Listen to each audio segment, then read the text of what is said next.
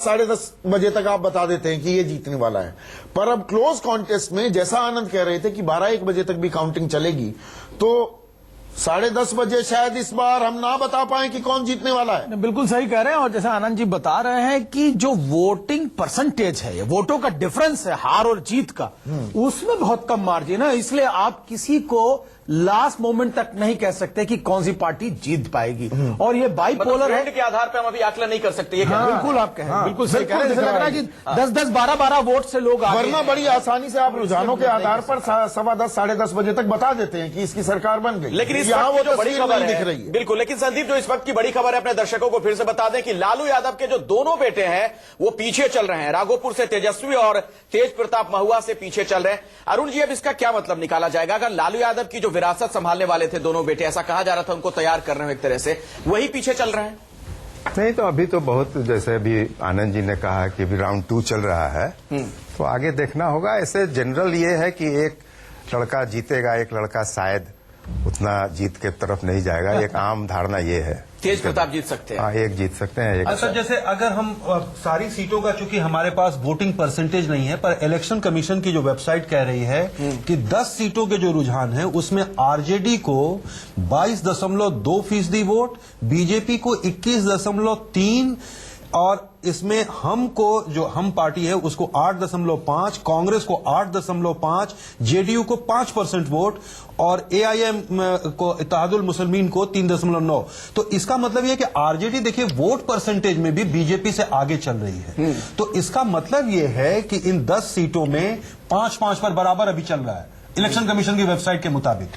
ये जो नतीजे आपके यहाँ काफी तेजी से चल रहे हैं और सीधे काउंटिंग सेंटर्स से दिए जा रहे हैं, पर वो कितने राउंड के हैं, क्या वो एक ईवीएम के आधार पर जोड़ के बताए जा रहे हैं, इसके बारे में थोड़ा अभी हमें इंतजार करना पड़ेगा। मोटा मोटी हम अगर ये कहें कि बहुत मजबूती से दोनों के बीच मुकाबला चल रहा है। 243 मुकाबला तो ये क्लोज हो गया, आप सही कह रहे हैं। हमारे साथ विजय सोनकर शास्त्री जुड़ गए, बीजेपी अभी के नेता। 243 के अभी भी नहीं आए हैं। हाँ, अभी भी देखिए 182 सीटों पर ही है। हाँ, विजय सोनकर शास्त्री जी, ये मुकाबला वैसे अब ऐसा लग नहीं रहा है कि पूरी तरीके से सब कुछ आप ही की तरफ जा रहा है, पड़ रहा है, आपकी तरफ झुक रहा है।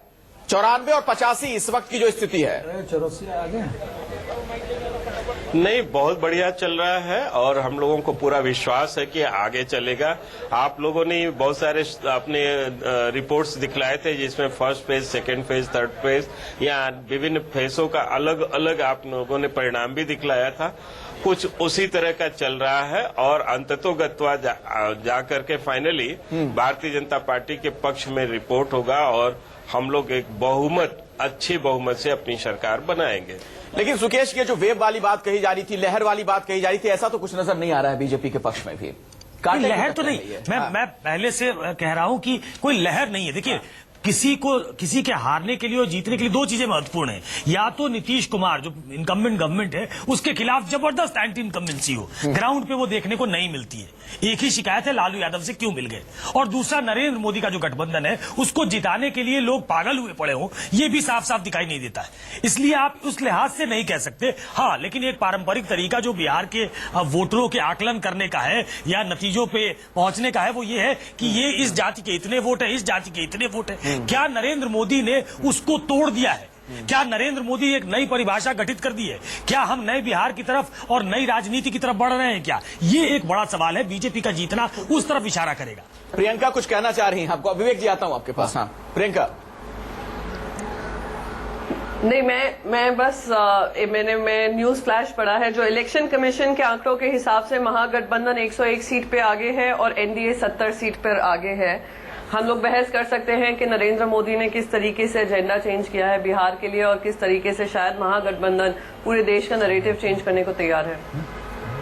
प्रियंका जी थोड़ी नाराज आ रही है। नहीं, अगर इलेक्शन कमीशन का ये आंकड़ा है जो अभी तक मैं नहीं देख पा रहा हूँ। मैं किस बात के लिए नाराजगी होंगी? मैं 2014 से मैं हर टेलीविजन चैनल पे आती हूँ, हर स्टेट रिजल्ट के बाद आती हूँ और मैं बिल्कुल सच्चाई से कहूँगी हमारे। मैं ये कहना चाह रहा था कि देखिए, जा रहे हैं तो डिस्कशन हो ही सकता है। नहीं, मैं ये कहना चाह रहा था कि जो जेडीयू और आरजेडी का वोट है वो उस समय का है जिस समय मोदी की वेव थी 2014 के मई महीने में वेव चल रही थी और वो वोट स्थिर था। तो जब वेव में वो वोट नहीं टूटा है तो अब ऐसी कोई बात नहीं है कि वेव चल रही है जो टूट जाएगा। तो इसलिए मुझे लग रहा है कि ये जो वोट आपको दिखाई पड़ रहा है, स्थिरता दिखाई पड़ रही है, वो स्थिरता बनी रहेगी और वो बहुत कैलकुलेटेड स्थिरता है। अच्छा, मतलब ये क्लोज मुकाबला ही है, इसमें बिल्कुल, कोई तरफा इसमें कुछ भी देखने नहीं जा रहे हैं। इसमें कुछ नहीं दिख रहा है। हाँ। इसका अखिलेश, मैं जो प्रियंका की बात का जवाब दे दूं, वो सही कह रही है।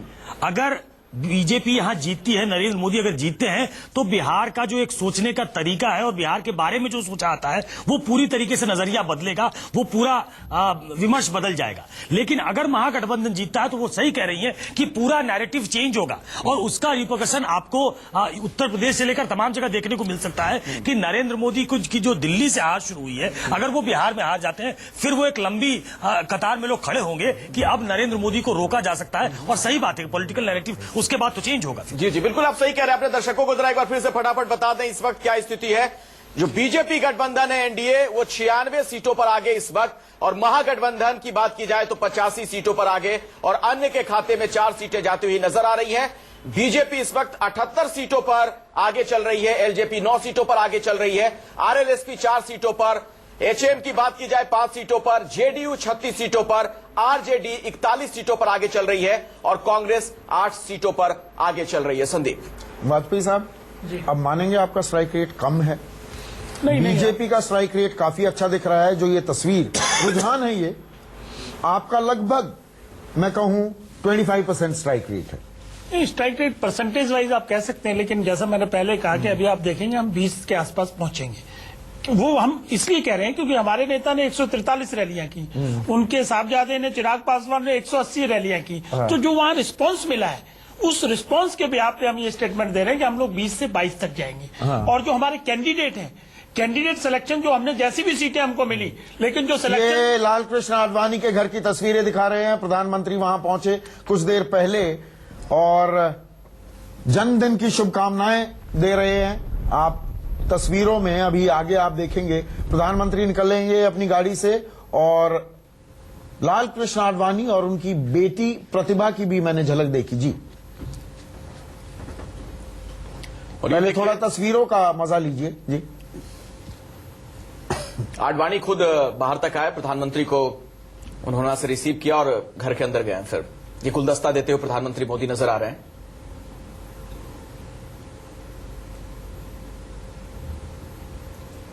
अब सुकेश, मेरे अंदर पत्रकार हैं तो वो जागेगा ही। सहजता नहीं दिख रही है। मौका अच्छा है, शुभ दिन है, उनका जन्मदिन है, पर सहज नहीं दिख रहे, गर्मजोशी नहीं है। देखिए, पिछले कुछ महीनों में, पिछले 1-2 सालों में वो सहजता तो नहीं रही है, ये बात सही है कि अमित शाह भी पहुंचे हैं वहां पहुंचे पर। हैं। जी, देखिए, पहुंचेंगे, सभी को पहुंचना पड़ेगा। हाँ। ये तो है। और ये इसमें हम बहुत राजनीति पढ़ने की कोशिश करते हैं। लाल कृष्ण आडवाणी का बर्थडे है। लाल कृष्ण आज की तारीख में उनके सबसे सीनियर नेता हैं, जो एक्टिव हैं, पॉलिटिकली एक्टिव से मेरा सेंस बीजेपी में एक्टिव नहीं है, लेकिन वो आम जिंदगी में वो अभी एक्टिव है, सक्रिय है। तो उनके पास तो जाएंगे, लेकिन पॉलिटिकली वो मार्जिनलाइज हो चुके हैं। हाँ। वो हाशिए पे जा चुके हैं। आपने ठीक कहा, मार्गदर्शक मंडल की एक भी बैठक नहीं हुई है। वो अब डिसीजन मेकिंग में कहीं नहीं है, पार्लियामेंट्री बोर्ड में नहीं है, सीईसी में नहीं है। उनकी एक भी रैली बिहार में नहीं हुई। इतना हुजूम था लोगों का वहां, लेकिन आडवाणी वहां देखे नहीं गए। तो पॉलिटिकली वो अब बहुत एक्टिव नहीं बचे हैं। लेकिन एक जो संस्कार है बीजेपी का, क्योंकि उन्होंने ये पार्टी खड़ी की है, संगठनकर्ता सबसे बड़े रहे हैं, तो जाएंगे। लेकिन सहजता की बात वो नहीं है, वो तब से नहीं है जब से एक तरीके से बुलडोज करके नरेंद्र मोदी आगे आए। वो कैंपेन कमेटी के चेयरमैन बने, उसके बाद वो प्रधानमंत्री पद के उम्मीदवार बन गए। तो वो जिस तरीके से उनको वो राष्ट्रीय परिदृश्य में आए, शायद आडवाणी उस समय से ही नाराज है और उस समय से वो सहज भाव जो दोनों के बीच था। चलिएगा, फिर से हम पटना चलते हैं, जरा वहां पर क्या कुछ चल रहा है बताएंगे हमें अमित, हमारे सहयोगी जुड़े हैं लालू यादव के घर के बाहर से। अमित, देखिए ये लालू यादव का घर है, बीजेपी नहीं है, जहां पर रुझानों के बाद जश्न का माहौल था और लालू ने पहले ही अपने समर्थकों को कहा था कि जब तक पूरे नतीजे नहीं आते हैं तब तक धैर्य रखें। और कल भी मैं उसे दिखाना चाहूंगा, हालांकि यहाँ पे सुरक्षा बढ़ा दिया गया है। थोड़ी देर पहले कुछ समर्थक आए थे जो मछली या फूल लेके, इसके बाद कुछ पुलिस को बढ़ा दिया गया, लेकिन जो दायरा है जो इसके बाद उसके आगे कोई नहीं आ रहा। उस तरफ कुछ समर्थक हैं वहां पे, मैं आपको दिखाना चाहूंगा। तमाम मीडिया वालों के बाद उस तरफ बाहर में कुछ लोग हैं जो उनके समर्थक हैं जो उधर वेट कर रहे हैं, लेकिन अंदर कोई नहीं आ रहा है, क्योंकि लालू खुद भी, सबको पता है कि लालू के परमिशन के बिना कोई जा नहीं सकता। कोई दूसरे तमाम वैसे नेता नहीं है जो है। और हाँ, कुछ लोग हैं यहाँ पर जो साथ में है, तो उनसे बात करेंगे कि यहाँ जो रुझान आ रहा है वो ठीक ठाक है, लेकिन फिर भी यहाँ पे कुछ माहौल नहीं दिख रहा। देखिए ये लालू जी का राष्ट्रीय अध्यक्ष जी के आवास है और यहाँ बहुत शांतिपूर्वक रहा है और रहते आया है। हम लोग सरकार बनाने जा रहे हैं। जश्न कब बनेगा यहाँ पर, जो आगे दिख रहा है कि रुझान में आप आगे चल रहे हैं? नहीं, रुझान में हम लोग आगे हैं, अभी जाएंगे। अभी काउंटिंग बहुत बाकी है। होगा यहाँ होगा, पार्टी ऑफिस में होगा? नहीं, अभी हम तो नहीं कुछ बोल सकते हैं राष्ट्रीय। देखिए जी हाँ, नहीं कुछ बोल सकते क्योंकि तय सब कुछ करना है।